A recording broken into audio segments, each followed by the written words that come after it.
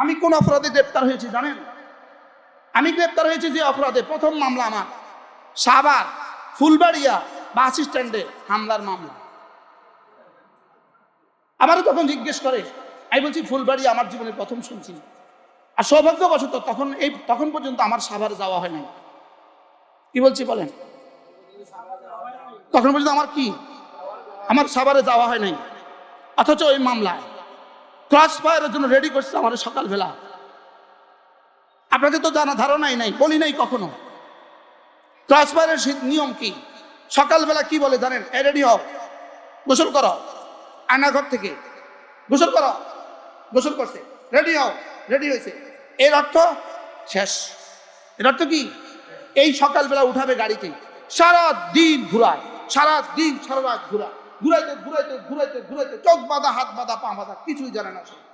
রাত 2টা বাজে বাস গাজীপুরে কোনো জঙ্গলে ঢুকায় দিছে। যাও যাও যাও, চলে যাও। তো জঙ্গলে ঢুকেছে, 50 গজ সামনে গেছে, পেছন থেকে গুলি করে দিছে। পরের দিন পত্রিকা, ক্রস ফায়ারে তিনি নিহত। এই ছিল সব নাটক। কি ছিল বলেন? যেদিন এভাবে আমারও বলছে উঠেন, রেডি হন, কি ছিল সকালবেলার ওই অবস্থা? শুধু আল্লাহরে কইছি, এক কথা বলছে, আল্লাহ চলে তো যাবো, শুধু আব্বার কাছে, শুধু আমার মৃত্যুর শাহাদাতের সংবাদটা শোনায় দিই আল্লাহ। কমপক্ষে আমি মারা গেছি এই কথাটা আমার পরিবারের কাছে শোনায় দিই, এই সংবাদটা দিয়ে দিও আল্লাহ। শুধু এক টেনশন করছিলাম যে আব্বার কি হবে। আল্লাহ আব্বার খবরকে জান্নাতের টুকরো বানিয়ে দেন। কি দোয়া করছে সেদিন আব্বা, আল্লাহ জানে। সেদিন হয়তো দোয়া করছে, আল্লাহ তারা এই জালেমদেরকে যেন এই দেশে আর কখনো ফেরত না দেয়।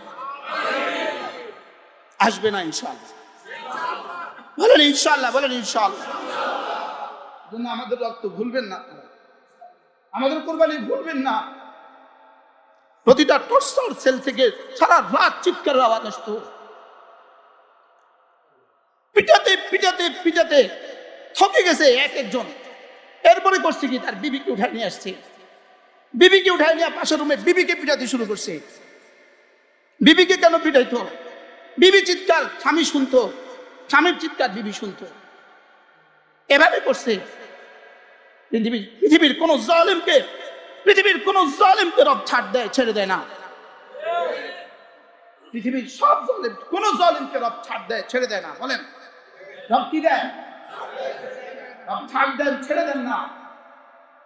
কত টন চোখের পানির বরকতে, কত টন রক্তের বরকতে আপনারা স্বাধীন, আল্লাহ ছাড়া কেউ জানে না। কত কোটি কোটি চোখের পানি, চোখের পানির পরিবর্তে খুন আসা গেছে। খুন,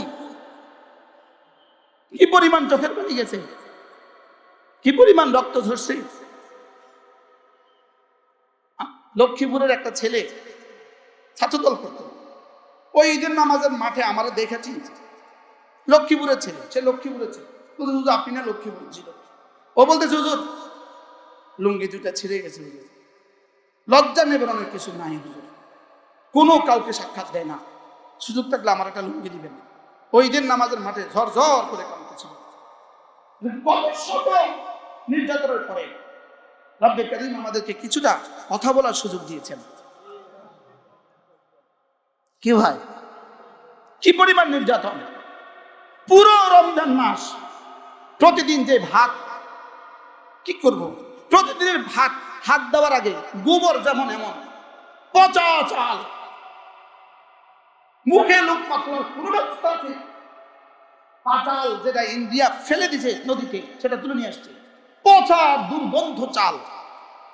বুঝেন না? এটা দিয়া সেহরি খাও। সেহরি খানাটা দিছে কখন? 2টা বাজে, দিনের 2টা বাজে। বুঝেন না? এতগুলো মানুষ জোহরের পরে খানা দিয়ে দেয়, খাও কখন?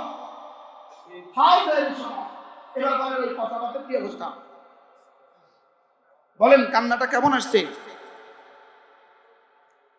তরকারিও পচে গেছে, ফ্রিজ আছে রুমে, তরকারিও পচে গেছে, ভাতও পচে গেছে। সেহরি খাও, খাও সেহরি। তরকারি কি? প্রতিদিন মাইরা ছিলেন না, কারণ এটা না হাজার হাজার একর জায়গাতে শুধু মাইরা করা আছে, এত মোটা মোটা ডাটা। এটারে এমনি কুচি কুচি কুচি করি চিনছে নি, মাছ দিছে নি, মুরগি দিছে নি, আর তেল দিছে নি, কিছুই দেয় নাই, শুধু সিদ্ধ করে বানাই দিছে। এবার বুধবারে অ্যামনেস্টি ইন্টারন্যাশনাল আসবে, বৃহস্পতিবারে অমুক আসবে, লিখে দিতে হবে মুরগি, লিখে দিতে হবে খাসি। বুঝেন নাই কিছু, কি করতে হবে? লিখতে হবে কি? দুই একটা আছে না একটু টেরর টুরুর, লিখবো না, বলবা খবর আছে কিন্তু। ব্যাস, একজনে বলে দিছে, এটা দেয় নাই, তারা চলে গেছে, তারে বাইন্দে ফিরা শুরু। এটা দেখে পরবার তার কে বলে কত কোরবানির পরে স্বাধীন হয়েছেন।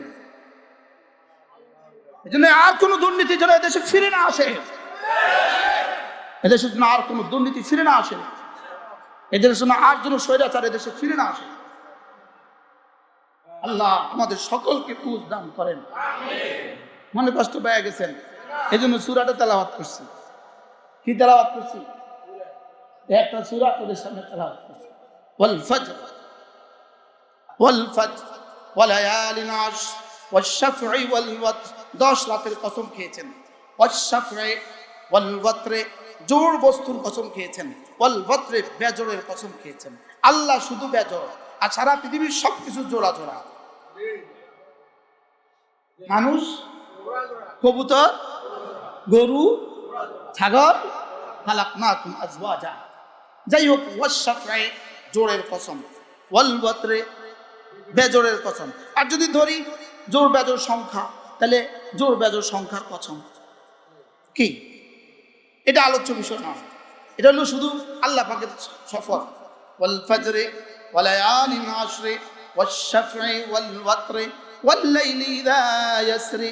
রাতের কসম, রাত যখন চলে, রাত যখন কি? রাত চলে না চলে না? দিন চলে না চলে না? চলে। বলে এটা প্রশ্ন আছে, যেটা নিষ্প্রাণ কোন দেহ চলে, নিষ্প্রাণ কোন বডি চলে? রাত নিষ্প্রাণ চলে, দিন নিষ্প্রাণ চলে। সুবহানাল্লাহ বলে না? আরে নিষ্প্রাণ লেকিন চলে, প্রাণ নাই লেকিন কি প্রাণ? জড় পদার্থ না জীব পদার্থ? জড় পদার্থ। দিন জড় না জীব? জড়, কিন্তু চলে। নিষ্প্রাণ লেকিন লেকিন নিঃশ্বাস নেয়। সুবহানাল্লাহ বলেন, নিষ্প্রাণ লেকিন কি না? এরপর আল্লাহ তাআলা বলেন কসম খেয়ে, ফজরের কসম খেয়ে বললাম।